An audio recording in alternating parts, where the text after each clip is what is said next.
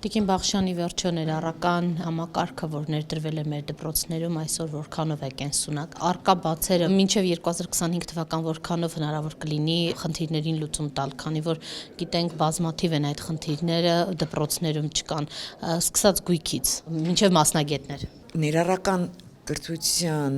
համընդհանուր կրթության քաղաքականությունը շատ մեր երկրի երեսը պարզանող շատ քիչ ոլորտներից է, որովհետև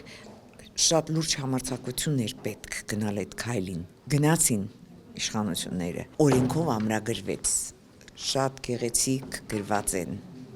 համընդհանուր ներառում, ինչը նշանակում յուրաքանչյուր երեխայի համար որակյալ կրթության երաշխիք պիտի ապահովի։ Որպեսզի դրանք ապահովեն, պիտի ֆինանսական ներդրում արվի, տարբեր ուղղություններով, ոչ միայն ֆինանսական։ Առաջին,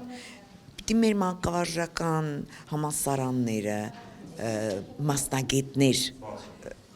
տան դպրոցներին, բազմամասնագիտական թիմին,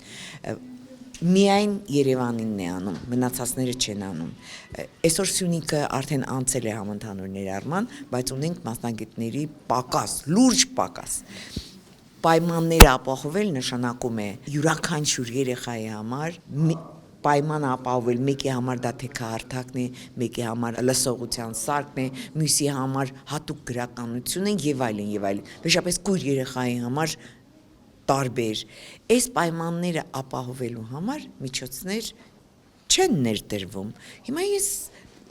շատ ուրախ եմ, որ մենք այս քաղաքականության որդեգրել ենք, բայց այդ իրականացնելու համար նույնիսկ նախատեսված գումարը օրենքով այս 17 թվականի բյուջեով լիարժեք չի, որովհետև օրենքով նախատեսված էր յուրաքանչյուր 100 երեխայի համար ուսուցչի 1 օգնական, հիմա ոնց որ թե 150 են դարձրել։ Այսինքն բան չկա, բալը թանկ է։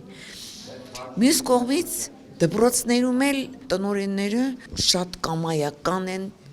ծախսում այն գումարները, որոնք յուրաքանչյուր վկայագրված երեխա բերում է դպրոցին։ Դա մոտ 5 անգամ ավել է, քան ոչ առանձնահատուկ պայմանների կարիք ունեցող երեխայի ֆինանսավորումն է։ Մասնավորապես, այնտեղ սննդի եւ տրանսպորտի գումար է նախատեսում։ Դպրոցի տնօրենը Երևանում բազմաթիվ հարցումներ է մարել, տնօրենը հանգիստ ասում է. տրանսպորտի գումարը չեմ տալիս։ Ինչու՞։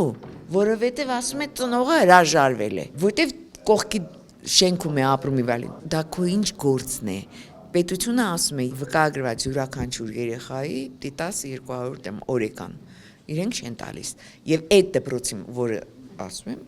այդ դպրոցում տարեկան 5-ից 8 միլիոն ուսուցչին հավելավճար, ոչ է բոլորին, եթե բոլորին տրվեր, Ընտրյալներին։ հա,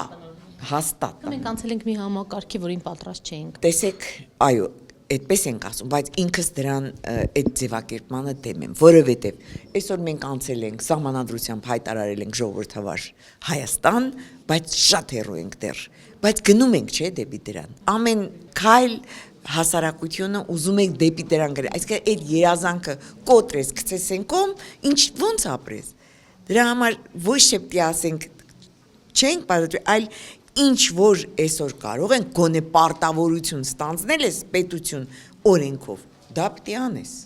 Քաղաքապետը մի անգամ չի, որ նշել է, որ մենք այդ համակարգին ոչ միայն պատրաստ չենք, այլ նաև խնդիր կա, օրինակ ներառական խնդիրներ ունեցող երեխան, երբ ոչ ներառական խնդիրներ ունեցող երեխայի հետ է հարաբերվում, այստեղ նախանգարում է ընդհանուր դասապրոցեսը։ Միանշանակ եկեք հրաժարվենք ներառական եւ ոչ ներառական երեխա արտահայտությունից, որովհետեւ ներառական կրթությունը յուրաքանչյուր երեխայի կրթության ապահովանը ամեն երեխա ինչ որ լրացուցիչ բանի կարիք ունի, հասկանում եք, մեկի համար դա ընդհանրապես գլուխ շոյել է մի հատ համբույր է, մյուսի համար շատ լուրջ բան է, յուրաքանչյուր երեխա, այդ էլ է խտրականություն, ներառական ոչ երեխա,